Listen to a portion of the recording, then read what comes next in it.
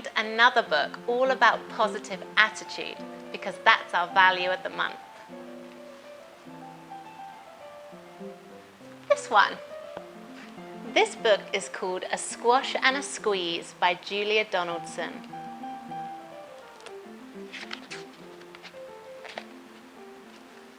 A little old lady lived all by herself with a table and chairs and a jug on a shelf.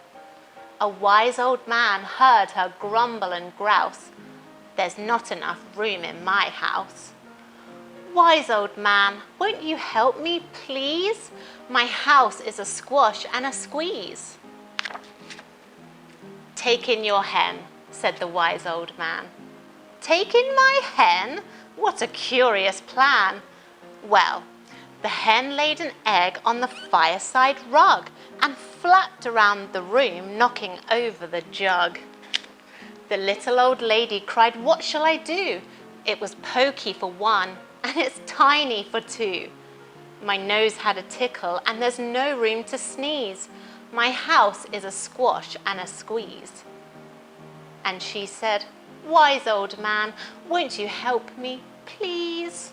My house is a squash and a squeeze." "Take in your goat," said the wise old man. "Take in my goat? What a curious plan." Well, the goat chewed the curtains and trod on the egg, then sat down to nibble the table leg. The little old lady cried, "Glory be! It was tiny for two, and it's titchy for three. The hen pecks the goat, and the goat's got fleas. My house is a squash and a squeeze." And she said, "Wise old man, won't you help me, please? My house is a squash and a squeeze." "Take in your pig," said the wise old man. "Take in my pig? What a curious plan." So she took in her pig, who kept chasing the hen and raiding the larder again and again. The little old lady cried, "Stop, I implore. It was titchy for three, and it's teeny for four." Even the pig in the larder agrees. My house is a squash and a squeeze. And she said, "Wise old man, won't you help me, please? My house is a squash and a squeeze." "Take in your cow," said the wise old man. "Take in my cow? What a curious plan." Well, the cow took one look and charged straight at the pig, then jumped on the table and tapped out of jig. The little old lady cried, "Heavens alive! It was teeny for four, and it's weeny for five. I'm tearing my hair out. I'm down on my knees. My house is a squash and a squeeze." And she said, "Wise old man, won't you help me, please? My house is a squash and a squeeze." "Take them all out," said the wise old man.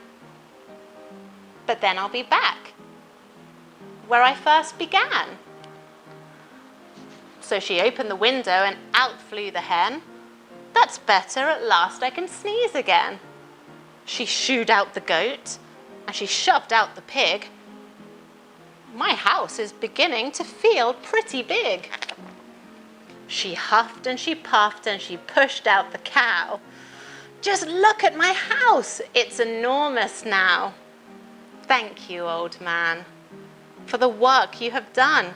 It was weeny for five, it's gigantic for one.